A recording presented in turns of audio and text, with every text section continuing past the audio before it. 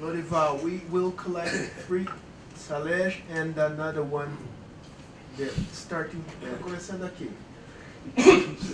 Identify yourself and make a concise question. Sure. My name is Lorival Santana, and I'm a journalist.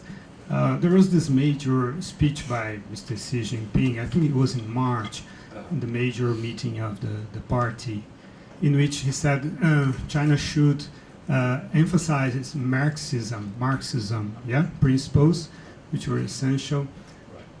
The interpretation is, one of the interpretations was that the deceleration of the economy, the growth in 6%, would not be enough to produce prosperity enough to keep the middle class or the people happy enough with this one party system, and that will be a hardening by the regime. So I wonder if you could comment on this view. Well, Let's collect. Can collect we the view, collect okay. Yes, two others yes, and yes, then? yes, yes. Okay, Salesh, there.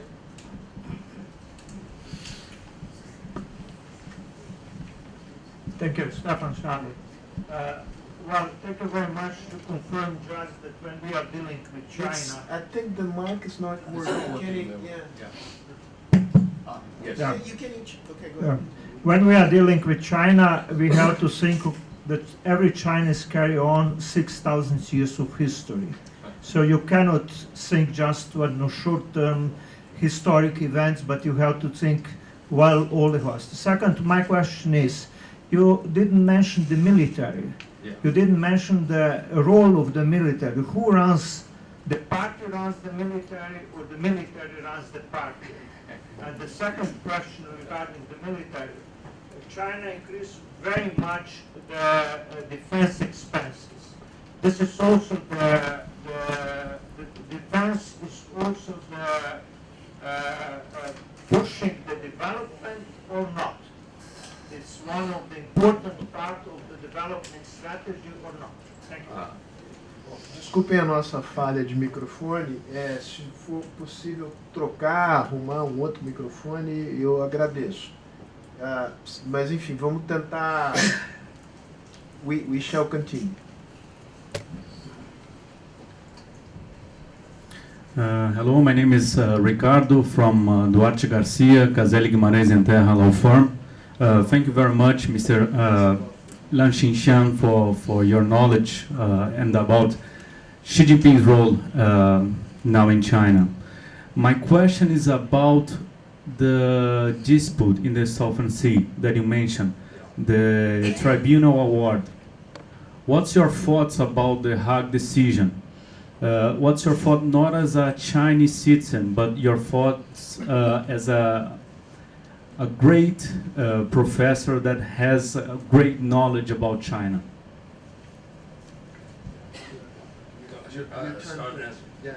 Yes, the question about the Marxism to be reintroduced, that's what I understand you saying, which is part of the so-called ideological campaign, which launched by Mr. Xi. In appearance, it looks like a tightening of political control, because when you do ideological campaign, it's always have the effect of tightening a control. But in my view, it has some effect, but Marxism as an ideology itself in China today is moribund, in my view. I don't even think the party members themselves are true believers. They know that. The reason is very simple. The past 30 years, with this widespread institutional corruption or structural corruption, population understand that. I'm very harsh critic of that issue. Our officials, many corrupt officials, a lot of them, are too busy to collect capital to read Das Kapital. Nobody reads Das Kapital. Now, who reading Das Kapital today is maybe interesting.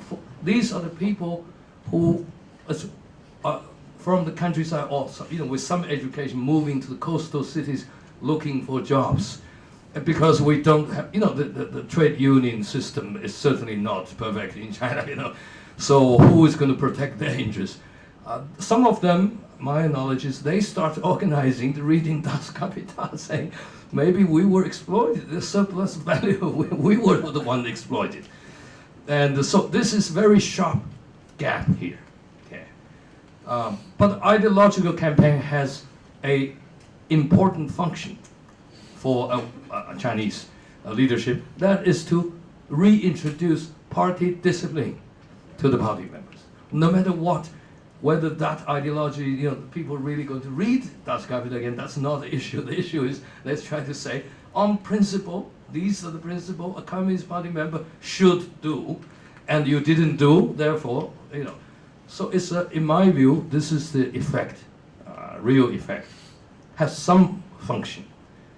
Not very convincing, in my view, this particular campaign. Yeah. Second, yes. Second question about the military and who run. There is no question the party runs the military. There is not a single moment the military actually able to run the party. Maybe 1969, briefly, even that time, the Vice President Lin Biao had the highest power, a marshal, who is a military marshal, one of the 10 marshals, who tried to exercise more power with the civilian system, but he ended up coup d'etat, failed coup d'etat. Somehow he ended up crashing his airplane in Mongolia, killed himself. We don't know what's the real story, but basically that's the ending story. So there is no chance the military can control the party. Now, for the military, I think you talk about defense budget. Yes, Chinese defense budget has increased quite a bit, usually the double-digit level. But if you look in a comparative sense, there are two things I think you should keep in mind. One is that increasingly, United States is perceived to be a problem, security problem, the only problem, actually, from Chinese military point of view, or leadership point of view. And the US military budget today is the combination of all 12 countries in the top countries in the world combined. So the Chinese relative position in the military budget is still quite low. Then we talk about the personnel, some 2 million People's Liberation Army, but 1.3 million people. North Koreans have 2 million army, but that's a terrible regime we're talking about. So I think it's not excessive. Now, your last point, is that military budget promoting economic development? Is my understanding. It has some, stimulating effect. Especially, I would argue, the military technology. That create a lot of jobs. Space technology, missile technology, weaponry, R&D area. Because Chinese, as I argued, we don't have any access for Western military technology, so they have to invest heavily on R&D. So it has quite some effect on economic performance. That's my. The third question, South China Sea and the Hague ruling. Personally, I think the Hague ruling is not unbiased. That's my reading of the ruling. Okay. The real issue is not who owns what, it's. I think the real issue is the historic argument. The Chinese argument is called the 9-dashed line. That argument was destroyed by the Hague, the ruling, right? Because we said historically we have this 9-dashed line define the Chinese. We are not saying we own this space. It's a sphere of our control and historically, and that 9-dashed line not even part of the PRC legacy. It is a previous government, which People's Republic of China overthrew, and as a result of the Second World War, the previous government, which now in Taiwan, they announced the 9-dash line, which nobody disputes. United States also encouraged. There are a lot of evidence at that time. because that's the idea, saying, the Chinese were suffered so much, Chinese are now, remember Potsdam and so on, conferences, the declaration, they did not talk about South China Sea, but talk about Taiwan must be returned to China, and so on and so forth. So there is a territorial argument there. Now, it's disputable by international law. There's no question.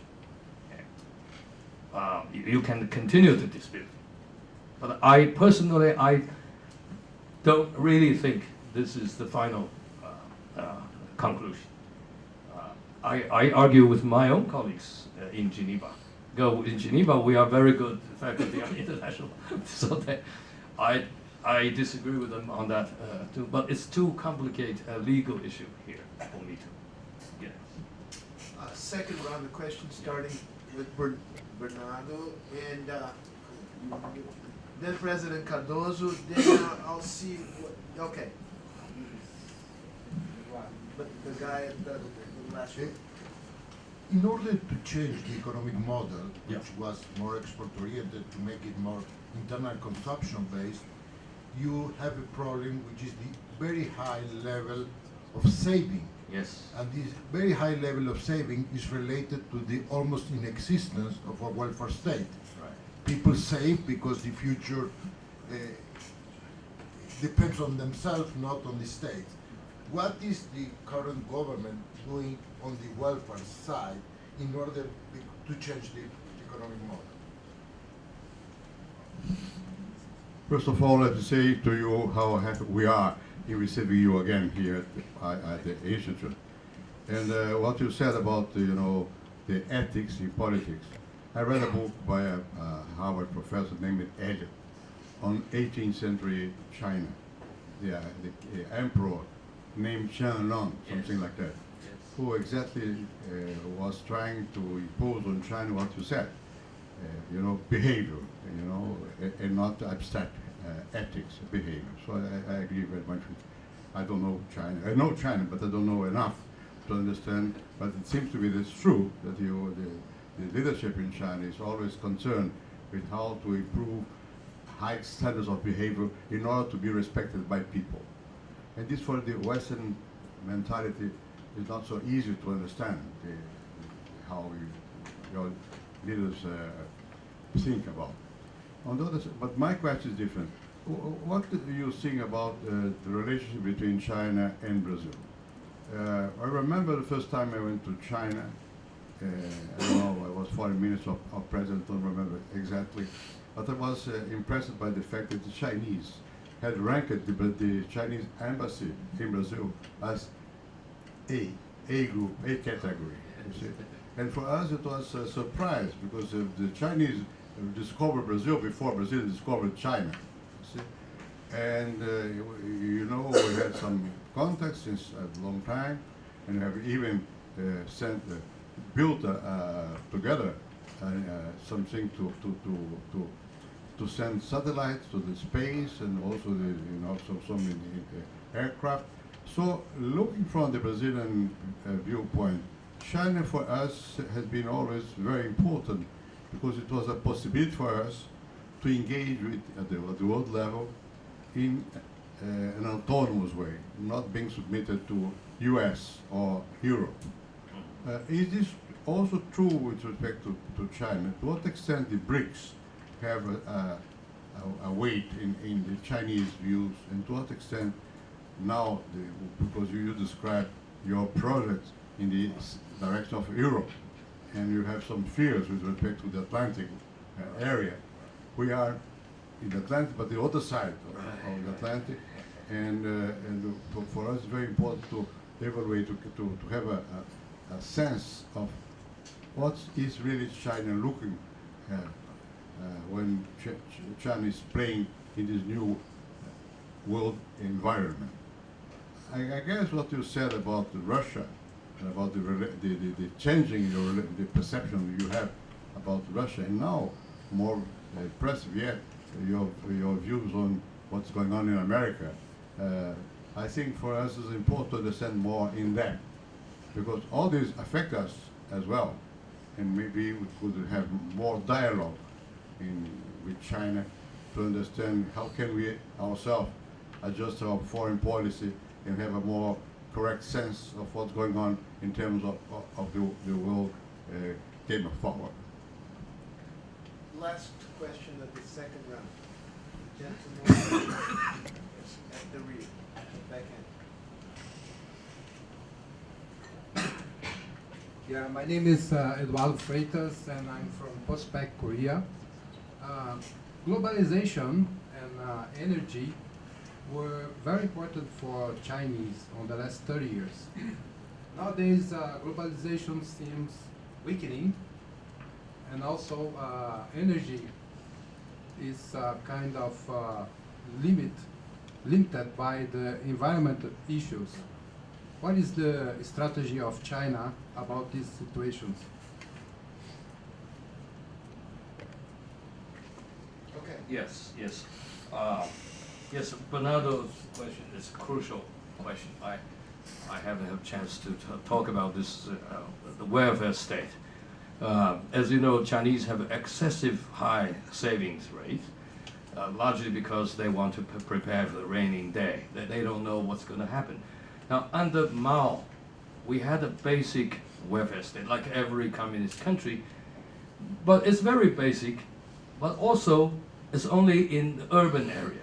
Now, remember, China, we have more than 65% population living in the countryside. They are not covered at all, so they have nothing. So we are talking about today, of course, with the economic growth to such a level, during this current transition period, what they try to do, the government start a massive project now, try to create a nationwide welfare system. But this is a system, they try to make it work economically, in the economic sense, make it a system that has the best possible coverage, but also has a sustainable system, which they don't have experienced before, because the Maoist system is totally different, right? It's just the state cashier pay for it. There is no economic logic there. So I think what they try to do, they try to learn from Europeans. Hu Jintao already sent his people to Germany, to Sweden. The young policy people, my understanding, they went to Germany. The Bundestag people told them, well, the Wohlfahrtsstaat kaputt is already here. Yeah, I mean, so, you know, in Germany, why you come to learn? You know, so okay, so they went to Sweden. Basically, it's more like a Sweden, but not exactly the same. The principle, yeah. Try to be as generous as possible, and universal coverage. Sweden or Sweden, not Switzerland. No, nobody can copy Switzerland. You need a lot of money to copy Switzerland. No. So here, I think this is what they're trying to do. Whether it's successful or not, to successfully reduce. The idea is to reduce savings level in order to release. That's the key. Bernardo, you really mentioned that's the key. You should be advising our government on this. You're the expert on this. No, really, that's true. How do you balance this? How much do you pay for the job? Well, you certainly can come to my center, but if the government should, no, my point is that how do you keep this balance of maintain certain level of savings rate, healthy level, at the same time release enormous consumption energy, which is exactly what our current transition depends on. See, Chinese don't consume that much because they're worried. The Chinese not prepared. There's another point I want to emphasize. Chinese, as a traditional maybe value, they are fanatic about buying houses, apartments. I have never seen any country like in Chinese. They just want to buy, you know, it's irrational, you may think. Why 25-year-old people get married, the first priority to buy apartment. Well, in China, this is a tradition. They don't believe renting. They believe in land and the property. This is we call it mother-in-law economics in China. When you want to marry a girl, the mother-in-law first question, you have an apartment? You don't have one, forget about it. That's the end of the story. Now, it created a huge housing boom, but also created a huge bubble now, you see. So this is where, that's unhealthy kind of saving in the end, you know, for them. They save the money for down payment, because for ordinary, you know, family. Because the 30% minimum down payment for real estate, that's the Chinese banking system. So that's where hardship, but that's absolutely difficult question. I think the Chinese have to deal with. And President Cardoso's question, of course, is also very important about, yes, I think the Chinese, the first philosophy question you mentioned, the Chinese argument about the moral argument of legitimacy is not always easy to be understood. Because Western democracy, in the Greek sense, always have an indication of a space. It's a space concept, right? Because that's what demo is. Demo is defined as a little unit of space. Therefore, you have Montesquieu talking about divisions of power and so on, checks, balances. Chinese never developed that concept. But Confucius has, as I mentioned, has been consistent. It's always a moral argument. Moral argument is the thing. Whoever lost moral, they lost mandate of heaven. They have to go. So this is the dynamics of the changes, regime changing China throughout of our history. And of course, another question I think is about BRICS. BRICS has enormous importance for China. I think under Xi Jinping even more. Oh, sorry. Yes. My understanding is at Goa, the latest summit, Xi Jinping talked. If I'm wrong, correct me, my Chinese colleagues. One is he's worried about the backlash of globalization. He's warning, you know, the BRICS countries, emerging markets, we have to be prepared for this anti-globalization. You know, the backlash is happening everywhere.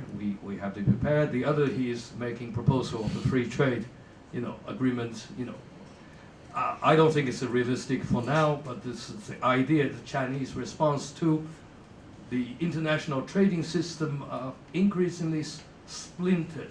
The Chinese, that's Xi Jinping's language, because you have TTIP, transatlantic proposal, you have a TPP proposal, you have many other try to replace, or if not replace, certainly dilute the function of WTO. And so, you know, Chinese try to respond with the idea of a free trade zone. So it's very ironic. Chinese today are more in the mood of like a British in the old days. They are the defender of free trade, while the Western people are more protectionist. So BRICS as a specific setting for China is important. First, of course, is geostrategic, because it provides a unique voice. Chinese wish BRICS can increasingly coordinate their policy initiatives, you know, on global governance, not just the issue of economic policy, which they have more common interests, but also the issue of global governance. How to reform international system, how to reform international monetary system, for example. How to reform this UN system dealing with peacekeeping and you know, all these conflict resolution side of the story. Because many BRICS countries are historically part of the non-aligned movement. Chinese like non-aligned movement, even during the Cold War. So this is, I think, there is a they want to create a, well, to together to have a distinct voice. With Brazil here, I think, I'm sure, Brazil is considered anchor of China's relationship to the entire Latin America. Here, I want to reply to President Cardoso's view. You know, that I think is very interesting to see, because I've been involved in the last two projects of China in Latin America and Brookings, led by Riordan Ruet. What's interesting is that if you compare with Chinese success in Africa and Latin America, we understand Africa. We know nothing about Latin America before the end of the century. I grew up knowing Brazil only through Giorgio Amato. That's all I know. We all read Amato, those days, because that's the books translating Chinese in the early days. He was a member of the Brazilian Congress. Yeah, of course. That's why his book is, it's, permitted. It's a great, writer.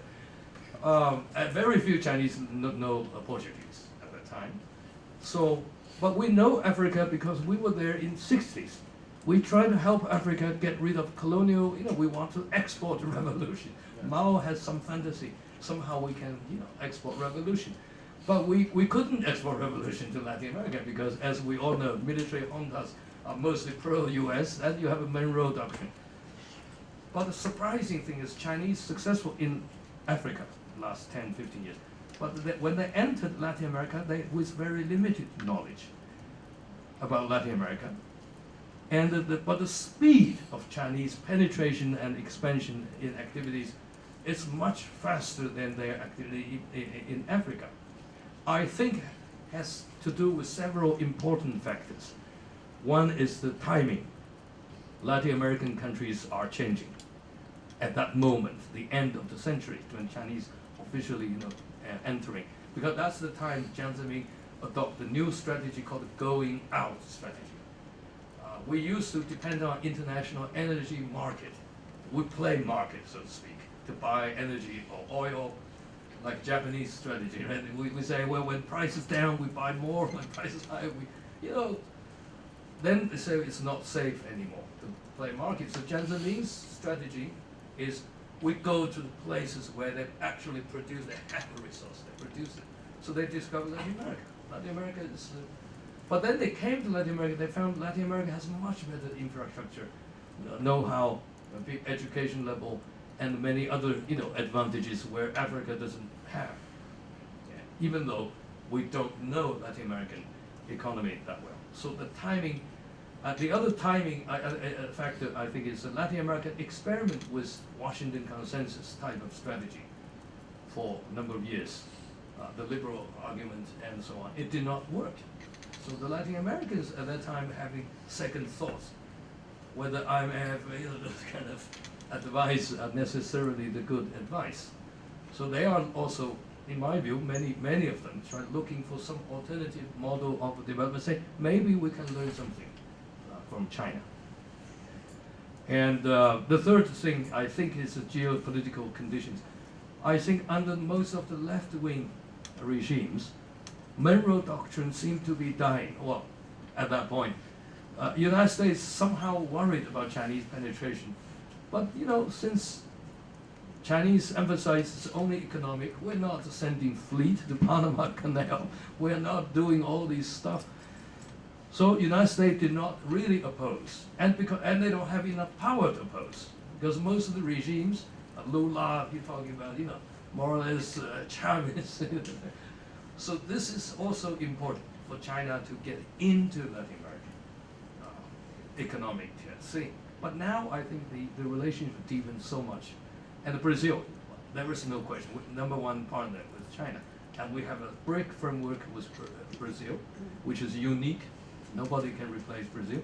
Brazil, it's always considered a country, a category. Now, if you look at Chinese concept, strategic relation, partnership, Brazil is always much higher level than we have several categories in the Chinese foreign ministry's language.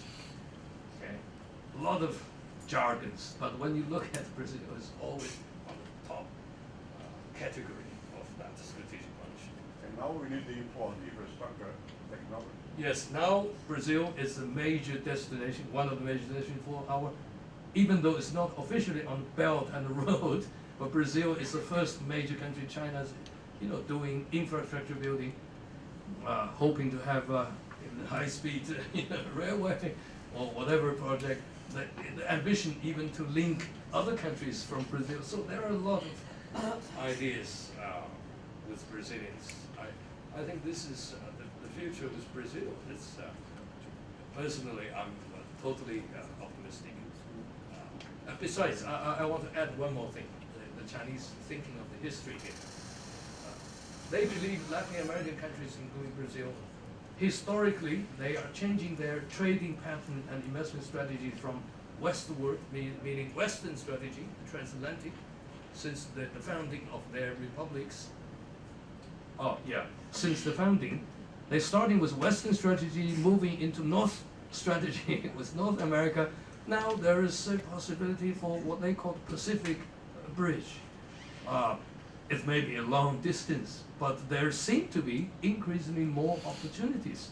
Also good for them to diversify from their, focus on the North American economic relationship. So I think there's a good opportunities for both China and for Brazil. There's the third question. Let me see. Yes. Sorry. Okay. Yes, globalization and weakening. Where China gets energy sources is my understanding. Well, as you know, what Chinese trying to do is starting with the strategy going out. So they used to depend so heavily on Middle East, particularly on oil. But now they try to diversify the suppliers from the variety. Latin American being one possibility, Africa being another possibility. And the other interesting development is the Euro-Asian land, the Central Asian country. Russia, we already had the big energy relationship. The land-based supply line, because the geopolitical conditions in Asian Pacific intensify. Chinese began to worry, what if we had some conflict with U.S. in South China Sea or somewhere, United States military, the Pacific Command, they have the capacity to cut China off. According to their commander-in-chief, or former commander-in-chief, they can cut us off anytime, any place, within 24 hours, if they really want to.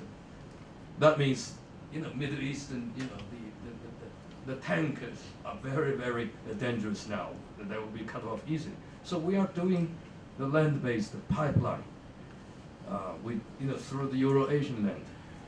Both oil, but more importantly with Turkmenistan and others, the natural gas, the liquefied gas.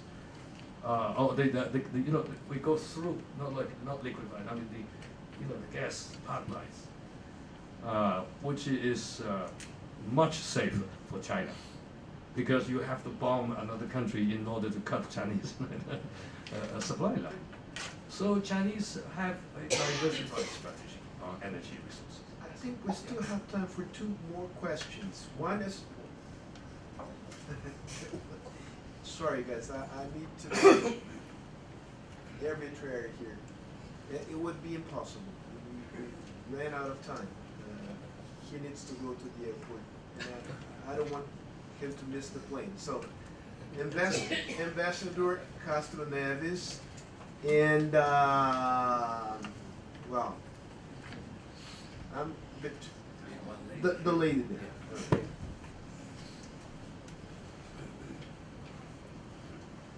No, here. I'm sorry. Hi. Hi. I'm a law student. My name is Rafaela. I'm a law student at the. Did you turn it? No, you need to turn it up. Okay. All right. No. Try the other one. Hi.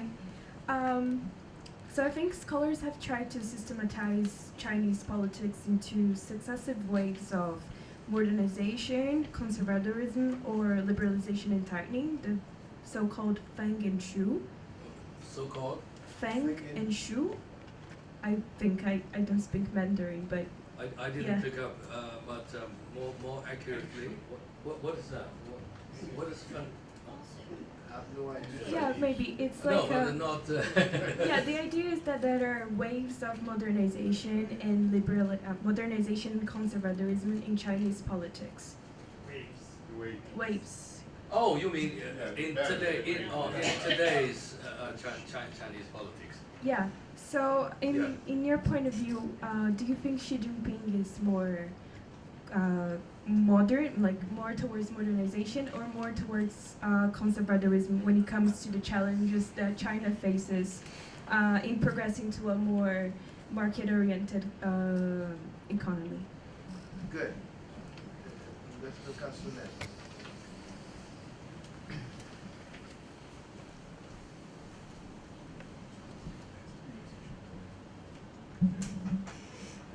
I have two brief comments. One is about the question of the issue of globalization. And I think the Chinese, and mainly Deng Xiaoping, was the first one to get, to understand the phenomenon which came to be known as globalization. And then it came to the conclusion that to be an autarky would not be in China's best interest. So he began his reforms, opening up China in order that China could promote its correct insertion in international system using market socialism with Chinese characteristics. That was the phrase he used. Well, now globalization is a fact. And process of production gave way to the so-called global value chains. And what we see now against globalization are people trying to dispute the best parts of the global value chains. So that is understood by some as being anti-globalization. It's not anti-globalization, but simply having to dispute the best place in the new globalized world. The best. And the second comment, which I already mentioned earlier today, is the dichotomy that exists between political reform or political control in China and economic reform. Economic reform is meant or understood to be market-oriented, to be a more liberal economy in China. At the same time, there might be a contradiction with the political control exercised by President Xi Jinping. His predecessors, Jiang Zemin and Hu Jintao, were primus inter pares. Apparently, Xi Jinping is just primus. Some say that this might be necessary for him to gather the necessary strength to promote the liberalizing reforms. I would like to hear your comments on that. Thank you. Yes. Yes, the first question is conservatism versus modernism. These labels, that is very difficult to be applied in China more specific if you don't have a specific context. My personal view is that Xi Jinping is both modern and conservative. If you think conservative in the sense of sticking to the existing system, in other words, he wants to defend or to rescue, to make the existing system work more efficiently. So I don't think, and he is certainly modern in the sense he grew up in very different environment compared with his parental generation. He has seen a lot in his life. Like my generation, he basically is older than me, but we are the same generation. You see, this is the unique generation in China now coming to power. The people who were born in early or late 50s. And How old are you? I'm just reaching 60 this year. That's the kind of question that journalists say for the final stage of Even to ladies, we don't. It's easy to find out, but see, my generation are the generation who went through almost everything. The up and down, up and down. You know, the great leap forward when we were born, starving, of course, most people starving, but not elite. And then you have, after the great leap forward failure, the starvation, we're entering another phase, which is recovery in the early 60s, then immediately into the Cultural Revolution, chaotic. Now, we just graduated from high school, universities all closed. So, where we go, we participate, people like me participate in Red Guards movement, try to, making revolution following Mao. We end up in countryside reform camps. I spent 4 years there, doing hard labor, and Xi Jinping did 6.5, by the way. Prime Minister Li Keqiang also 4 years. So we're the same, but anyway. So it's a generation who have seen up and downs, but there's one advantage, in my view, who also seeing the bottom of the society. In the countryside, we are the generation actually really know the people, the poorest area, who are in the countryside. So this is the generation now running China, both at the provincial level, at the top level. Politburo members, majority of them are with the same experience. So it is almost, then of course followed by opening up, they go into politics, people like me go into academic. I have a chance to have a scholarship to, first government scholarship to the United States. So these things, these opportunities is unthinkable for us at the time. So we engage in reform as well. We see outside world, most of us speak English, so it's a very unique generation. I'm not trying to exaggerate. It's more pragmatic than than a previous generation. So in that sense, it's almost impossible to using, the political science kind of label. Who are conservative, who is modern? It's difficult to explain that. And the question about the backlash, well, it's the same question about backlash of globalization. Whether the,